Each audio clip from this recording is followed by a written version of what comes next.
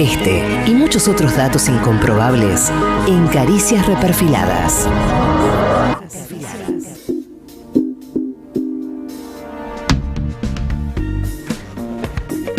Bueno, seguimos en Caricias Sindicales. Como siempre notará la gente, estoy usando mi característica campera de cuero, como todos los programas. Hoy la noto un poco más lustrosa, ¿puede ser? Claro, sí, hoy puede ser porque hoy es especial, obviamente. Claro. Pero ¿quién viendo este programa? Boludo, ¿qué tenés? Ah, es tu campera de siempre. Mi campera de siempre, gracias, Rufo. ¿Quién viendo este programa no se habrá preguntado alguna vez qué onda esa campera de cuero? Yo no me lo ¿no? preguntaba hasta ahora que hicieron 6 comentarios al respecto y me pregunto, ¿qué onda esa campera de cuero? Puede pasar. Bueno, esta campera de cuero, como notarán, la que uso siempre en todos los programas, tiene una raigambre histórica. Es una chaqueta. Vamos a hablar de la persona que ha institucionalizado la famosa campera, gracias cámara que me sigue, la campera de sindicalista en la historia política argentina. Viste que la gente cuando usa esas camperas, como la que uso yo siempre, ¿qué dice la gente? Tipo, ¿qué campera de sindicalista? Sí, ¿no? eso en tu tubo lo dicen mucho. Exacto. Ahora, ¿saben por qué sindicalista se institucionalizó esa campera? ¿Por qué? ¿Por qué? Saúl Ubaldini, vamos a estar hablando de él. Voy a sacarme la campera que uso ¿Por siempre qué? porque me estoy muriendo de calor, pero sí, un segundo. Pero siempre estás más acostumbrado a tenerla. Nunca te vi quejarte del calor En por verano la... siempre lo usaba, de hecho. Sí.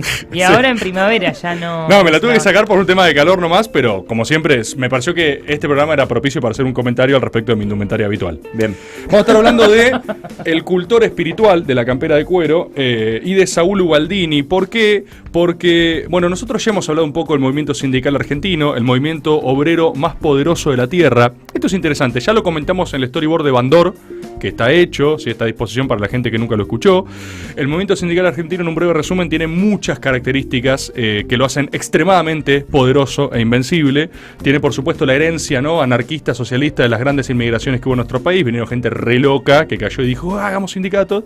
Y después... Y facturas. Sí, facturas con nombres, gastando la cana, todo eso, ¿viste? Esa tradición estaba, y después vino básicamente el peronismo y lo hizo invencible, matando a alguna de estas personas, ¿no? Bueno, en términos simbólicos. Pero agarraron y dijeron, che, este sindicato está bueno, cooptémoslo, este es medio trosco. Y prohibámoslo. claro, esa política, la misma que el rosismo para con los indios, por ejemplo. No importa, breve disquisición. Tiene tanto contenido el storyboard. Cuestión. ¿Por qué se ríe? Y eso le sacó su chaqueta. Cuestión. ¿Qué pasa? El movimiento sindical argentino, si algún día les interesa en serio, es muy excepcional. De hecho, orgánicamente, institucionalmente, tiene una forma muy extraña, es muy anómalo en el mundo, porque es un híbrido entre los modelos sindicales restringidos obligatorios y el modelo de libertad sindical, que cualquier persona puede afiliarse al sindicato que sea mediante crearlo. El modelo sindical argentino tiene una obligatoriedad de aporte patronal al sindicato oficial, legitimado, legalizado, homologado. ¿no? Claro, en el Ministerio de Trabajo. Esto crea estas famosas excepcionalidades locas, ¿no?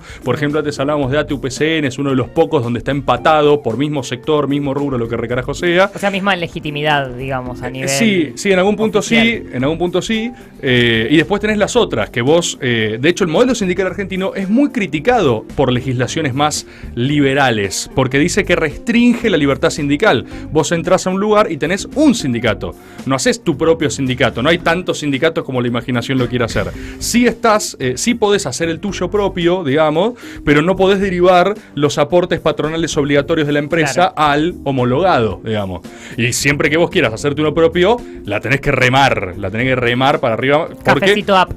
No solo cafecito up, te la tenés que bancar a las trompadas, básicamente, porque es lo que pasó, por ejemplo, con, no sé, ¿vieron el bardo ese con Moyano y los repartidores de Mercado Libre? O sea, cuando tenés sectores concretos donde se rozan los sindicatos, tipo, no, esto es mío, no, esto es tuyo, esto es del sector. Y ahí viene Comercio y dice, ¡matanga! Claro, y viene Comercio y dice, todo es mío, ¿viste? Todo lo que toca la luz es mío. Tiran un medio mundo, ¿viste? Y lo que queda es de Comercio. Sale así, caló de la tierra y dice, todo lo que ven es comercio. Es buenísimo. Pero bueno, eso como gran cuestión. Pero bueno, más allá de la cuestión estructural, el legado histórico, en un 90% herencia de la doctrina y la historia de lucha peronista, es la enorme conciencia de sí que tiene el pueblo trabajador argentino organizado y también el informal, porque hereda algo de esto, ¿sí? Por traslación del propio sindicato, incluso el trabajador informal tiene esta conciencia de su derecho que hace por una aquiescencia de derechos en el plano civil.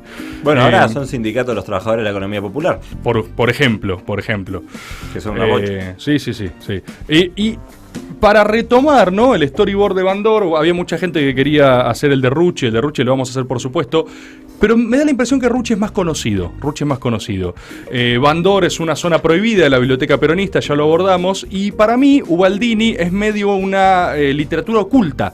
Por algún motivo no tiene tanta prensa, como si no hubiese sido un personaje crucial en la recuperación de la historia democrática argentina. Crucial. Y más en estos tiempos donde tanto gustan de citar a Alfonsín, sin dudas, personaje también central de la recuperación democrática, falta toda la otra porción que fue la lucha sindical activa contra la dictadura. Y ese fue Ubaldini. Para mí tiene peor apellido que los otros y eso no le jugó muy a favor. Saúl Ubaldini, ¿te parece? Sí, bueno, pero mirá, Rucci. Ok.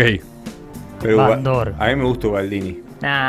Para mí suena bien, pero bueno, vamos a hablar de Saúl, vamos a hablar de Ubaldini, e insisto, hay gente que no sabe que la campera de cuero sindical es por Ubaldini. Busca una foto de Ubaldini, él trajo esa tradición estética, como si fuera poco, o sea, claro, instauró una marca sindical en la Argentina que perdura hasta hoy. Saúl Ubaldini es porteño, nació en Mataderos, es hijo de un obrero de la carne, laburó de cadete, aprendí a taller mecánico, empleado de farmacia, hasta que entra a laburar en el frigorífico Lisandro de la Torre, ¿sí? El histórico, también laburó en el Wilson. Ahí es elegido delegado sindical y arranca su militancia y representación, ¿no? De hecho, en todas estas épocas lo mete preso Ilia, inaugurando su poderosa tradición antirradical, que es algo que lo va a acompañar durante toda su vida. Después entra en la Compañía Argentina de Levaduras de la Ciudad de Buenos Aires y ahí es elegido secretario general de la FOCA. ¿Algún momentum? No, me parece que no hay que respetar. No. ¿Listo? No. Listo. Federación Obrera Cervecera Argentina. Era chiquita. Tenía unos 6.000 afiliados. No era algo, viste, súper numeroso. Pero bueno, tampoco es menor el hecho de que él se integra a las filas de la militancia activa peronista en un momento de peronismo ilegalizado, viste, claro, peronismo proscripto. O sea, no era lo mismo que ahora, es todo muy diferente. De hecho, si te lo pones a pensar, o sea, Ubaldini sería como la mejor expresión del peronismo porteño, o sea, la mejor aspiración del peronismo porteño, porque es un porteño, delegado sindical y representante de cerveceros, o sea, que también puede nuclear las cervecerías artesanales, digamos, o sea, es una representación de porteñismo en lucha espectacular, básicamente. La era de Ubaldini, es decir, su cenit, su gran legado, llega efectivamente a partir del 76. O sea, la última dictadura cívico-militar argentina, con todo lo cruento que ya conocemos de su historia, ¿no? Él ahí arma la Comisión de los 25, donde nuclea el sindicalismo más combativo que existía, ¿sí? Básicamente los que se querían seguir plantando frente a lo que era... Re heavy, los 25. O sea, re heavy. No era una joda el plan, era tipo ir contra la dictadura más cruenta y genocida de la historia argentina hasta el momento, y ellos seguían en pie como sindicalismo activo de superficie. No podías, me voy a la clandestinidad, no estamos ahí, tengo que ir a laburar, y en lucha, básicamente. Fíjate que el 79, tranquilos que me anoté las fechas, hace la primera huelga general contra la dictadura. O sea, no es solo de palabra la Comisión del 95, sino que es plantarse y mostrarse, ¿sí? Después de eso, donde obviamente es detenido, o sea, no hace falta ni aclarar que todo este tiempo no la pasó bien para nada, arma la CGT Brasil, ¿sí? La CGT Brasil es porque estaba ahí en Constitución, en la calle Brasil, ¿sí? No nos autopercibimos argentinos acá. No, arma CGT Brasil. Acá la CGT Brasil. Por la calle de Constitución donde estaba su sede. Como la CGT Azopardo había estado. La otra después. Pero básicamente esto lo hace en abierto desafío a la dictadura, que había recién promulgado una ley que prohibía las asociaciones obreras en confederaciones, ¿viste? Entonces, redobla la apuesta. Es tipo, sale la ley de la dictadura que prohíbe las grandes asociaciones obreras y dicen, listo, perfecto, sale ahora la CGT Brasil, la Confederación General de Trabajadores Brasil, que se planta, ¿viste? Impresionante. Ubaldini es electo secretario general, o sea, él es el que lleva esa lucha y es representado incluso desde la FOCA con pocos afiliados. No era una cuestión de volumen en ese sentido, ¿viste? Era una cosa de... plantarse básicamente, marcar la línea. Desde ahí, Ubaldini elabora una alianza religiosa porque pacta con la pastoral social, ¿sí? O sea, los sectores de la iglesia que empezaban a retobarse del proceso de la dictadura, ¿sí? Y entonces básicamente hace una alianza sindical con Dios. Claro, mirá ¿sí? qué linda la Para imagen, luchar para quienes con están Dios, mirando. para luchar contra la dictadura, junto a Dios, con el poder de Dios, básicamente. Sindicatos y Dios luchando juntos en una sagrada guerra Wow. religiosa. ¿Sí? Un sueño. De hecho, después, una marcha que esta les debe sonar, hace una crucial movilización a San Cayetano, una movilización masiva. Y ahí Dios y a sindicatos. la iglesia de San Cayetano, junto a Dios, o sea, Ubaldini y Dios están marchando, busquen la foto. ¿Qué campera usa Dios? Por supuesto, Dios De se cuero. sumó al Se patrón suma. estético de Ubaldini y estaban los dos de cuero chocando puños. Todo esto es real, búsquenlo, están las fotos. Si no las encuentran es porque las bajaron en una conspiración. En este ¿Sí? mismo Claro. acto. Ahora, seguramente ahora, Che, ¿no? ¿Y Dios fue la del 17 o el 18 pasado? Dios fue a las dos. En ese momento, que también había dos sindicatos, Dios fue a las dos. Porque mira. tenía que más o menos negociar con Bueno. Azopardo y todo eso. Claro. Cuestión. Dios pero no boludo. En la movilización a San Cayetano se canta por primera vez, se va a acabar la dictadura militar. Ahí lo inauguran, ahí O lo sea, lanzan. Pero fíjate que estamos hablando de algo que Hermoso. parece una boludez dicho desde acá, pero nadie cantaba se va a acabar la dictadura. No, o sea, no. la sola posibilidad de imaginarlo, solo podías hacerlo en el marco de una gran movilización obrera, Claro. porque te la aguantás ahí, porque si quieren venir a meterte preso o lo que sea, podés combatir. O sea, una cosa... La piel de gallina en ese momento empezar a cantar eso de tipo, primera vez que se puede decir eso en Algo voz alta. inimaginable, inimaginable. ¿Y quién logra eso? El sindicalismo argentino. O sea, por eso no es joda el sindicalismo argentino organizado y en pie de guerra, básicamente. Después de eso hacen movilizaciones a Plaza de Mayo y se movilizan, de hecho, en todo el país. Asesinan dos compañeros en Mendoza. entre ¿Sí? los logros. No, es que de hecho hay enfrentamientos en distintos puntos del país, pero fíjate que de esos enfrentamientos, Ubaldini hace una recolección de eso y hace un llamamiento a un gobierno cívico-militar de transición. O sea, hace conferencia y la CGT Brasil propone eso. Porque Negociando. les midió el músculo. O sea, Claro. después de hacer eso dice, che, estos están de retirada. O sea, hacen San Cayetano, empiezan a trastabillar, movilizan la Plaza de Mayo, en distintos puntos del país, enfrentamientos, bardo. Obviamente no era joda nada de lo que estaba pasando. Iban de verdad a combatir una marcha. Era una marcha, no era ir a pasarla bien un rato, sino que era ir a poner el cuerpo y cagarte a trompadas o a tiros, lo que dé. Ubaldini de eso, la CGT Brasil, mide y dice, che, no les da la nafta, Hacen el llamamiento, es decir, el sindicalismo impone la agenda social, la agenda civil. Se acabó la dictadura, hacemos un llamamiento a un gobierno de transición hacia la democracia. Esto no lo dijeron los partidos políticos, los otros sectores civiles, lo dijo el sindicalismo argentino. ¿Qué viene ahí? Malvinas. Momento difícil si los hay. Malvinas, al día de hoy, sigue siendo algo muy complejo para posicionarse políticamente, ¿viste? Es muy difícil, o hay muchos sectores, postura con la cual yo no estoy de acuerdo, que hace una gran victimización de la gesta de Malvinas, que agarra y dice un poco más era un pueblo llevado de las narices, ¿viste? Los pobres niños que fueron a morir engañados en Malvinas. Yo creo que esas son lecturas llamadas también desmalvinizadoras de la causa, ¿no? Porque es muy delgada la línea entre lo que es la reivindicación de tu soberanía y el repudio a la dictadura militar. Claro. No, el problema fue el uso que hizo la dictadura de esa gesta. Exacto, entonces el posicionamiento sobre eso es extremadamente complicado y al día de hoy perduran esas cosas. De hecho, algo que a mí me molesta al respecto de los pobres niños es que los ingleses tenían la misma edad, O sea, vos vas a ver las tumbas ahí de los ingleses y tenían 16 años, 17, 18. Si está bien o mal, es otra cosa. A mí me gusta hablar de nuestros héroes que lucharon por la soberanía de las Islas Malvinas. ¿Qué le pasa a la CGT Brasil en ese momento? Bueno, hace una lectura y fíjate qué interesante cómo en el momento se posicionaron. Leen, primero la patria, es la consigna de ellos, ¿no? Deciden hacer un paréntesis en su plan de acción. O sea, efectivamente es algo que tienen que leer cómo se posicionan al respecto, ¿no? Con el propósito de no perturbar la gesta de la recuperación soberana de las Malvinas y la lucha entre todos los frentes contra el imperialismo, destacaban el coraje y la valentía de los soldados que lucharon por las Malvinas y la firme oposición argentina a las absurdas pretensiones del colonialismo caduco. Mirá este textual y te leo un par más de un comunicado de prensa de la CGT Brasil. Los subversivos de ayer somos los patriotas de hoy. Enganchan la lucha contra la dictadura como gesta patriótica que está dando el pueblo argentino, más no su gobierno. Claro. Complejísimo, al de bisturí, O sea, Sí. estás haciendo así. Fíjate, aclaratoria, comunicado de prensa. Deseamos aclarar que no estamos aquí para hacer más fuerte la posición del gobierno argentino, que es una dictadura, que no es un gobierno elegido. Estamos aquí para explicar la posición del pueblo argentino, que ha sentido por largo tiempo que los territorios perdidos debían reconquistarse. Pero la reconquista de las Malvinas no modifica en modo alguno nuestros serios problemas internos. Comunicado CGT Brasil.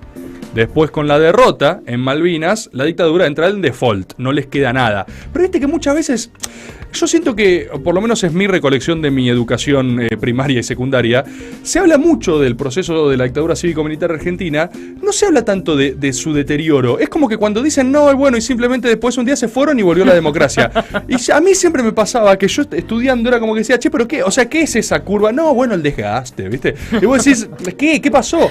Lo que pasó es que estaba el sindicalismo, muchos otros actores sí, también, viste, sectores civiles, sectores políticos, de todo, pero el que ponía la carne al asador era el sindicalismo argentino. Claro. O sea, ellos eran los que estaban huelga general, movilización, plantándose en la calle. Cuando no cuentan esa historia, están obviando una parte crucial en la recuperación democrática. Una parte crucial. Esto es el desgaste de la dictadura. Los paros que les clavó Gualdini, básicamente.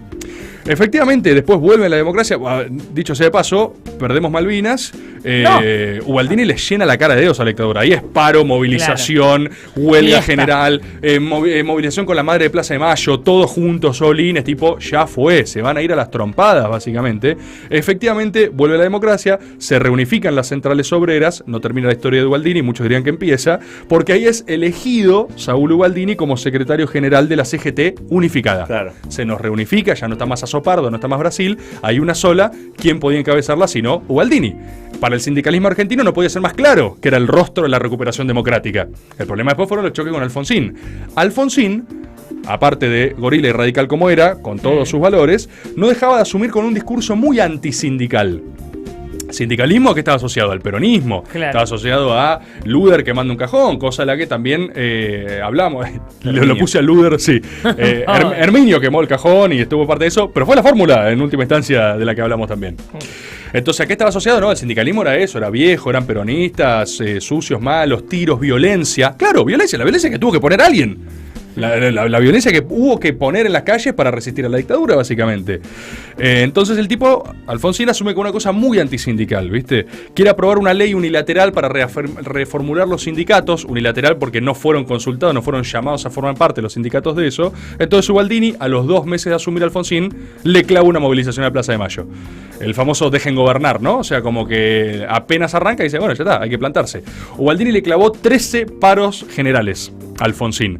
Es algo que al día de hoy el radicalismo sigue llorando como, ¿entendés? O sea, ponen en jaque a la democracia. Lo que estaba en discusión era el modelo económico de la Argentina y cómo iba a ser la salida a esa nueva recuperación democrática, básicamente. Es famoso el contrapunto que tuvieron cuando Alfonsín le dijo a Ubaldini, el país no está para mantequitas y llorones, textual de Alfonsín, Alfonsín Dixit, a lo que, mirá, a lo que Ubaldini respondió ante una Plaza de Mayo colmada de obreros. Deben tener el video ese de traigan al gorila de Alfonsín para que vea que este pueblo no cambia de idea, ¿no? Gran video. Le responde este textual que me parece hermoso. Le dice, llorar es un sentimiento, pero mentir es un pecado. O sea, Ubaldini desde el sindicalismo argentino dice, ¿qué hay de malo con llorar? Voice cry. Voice cry, exacto. Voice do cry. Bueno, Alfonsín y cede, se firman acuerdos con la CGT, los primeros convenios colectivos de trabajo del 75 se firman ahí en ese momento, no producto de la generosidad espontánea de Alfonsín, sino de 13 paros generales. Claro. ¿Sí? Alfonsín, como saben, se va a los cascotazos, viene el menemismo, se preguntarán ahí qué hizo Ubaldini. Ubaldini fue muy opositor al menemismo. Ubaldini, ahí empieza la tensión con Barrio Nuevo, o sea, Menem medio que lo unge a Barrio Nuevo para desplazar a Ubaldini. También con campera de cuero Barrio Nuevo. Bueno, pero que ahí ya era canon. Claro. O sea, ahí ya era, sos sindicalista, tomá, tenés tu campera de cuero, te venía con la afiliación, básicamente. Ubaldini es desplazado, ¿no? Como secretario general, y muchas veces le han preguntado si él se arrepentía de acompañar al menemismo, él decía que no, que era peronista, pero decía también, yo voté salariazo y revolución productiva, qué sé yo, o sea, los que después cambiaron y fueron para otro lado, hicieron un pacto con la UCD, fue Menem. Los últimos años de Ubaldini fue como diputado nacional en el 97, fue electo después en el 97 como diputado nacional, pero muere en 2006 y su último laburo fue ser contratado como asesor del Ministerio de Planificación Federal, Julio De Vido. Mirá vos. O sea, Ubaldini no es alguien que haya, como muchos otros próceres argentinos, muerto ni olvidado ni nada. Estaba ahí con Julito De Vido asesorando en el gobierno de Néstor Kirchner. Muere en 2006. Básicamente, una zona oscura, extrañamente, de la historia argentina. No se nombra nunca, es una locura. Nunca. Pero es una vida de lucha entera y un protagonista de primera línea de la recuperación democrática argentina. No es solo Alfonsín, ¿no? La primavera democrática, es Ubaldini. Es Ubaldini, la lucha obrera, la CGT, todo, absolutamente. Storyboard. Ha pasado un nuevo storyboard. ¿Le gustó ese cierre? Esta vez, Storyboard. con chaqueta de cuero. Sariba, leather jacket. Ilia se materializa en una cereza abrillantada perdida en un pan dulce barato y le desea buen provecho a algún correligionario estremecido. Este y muchos otros datos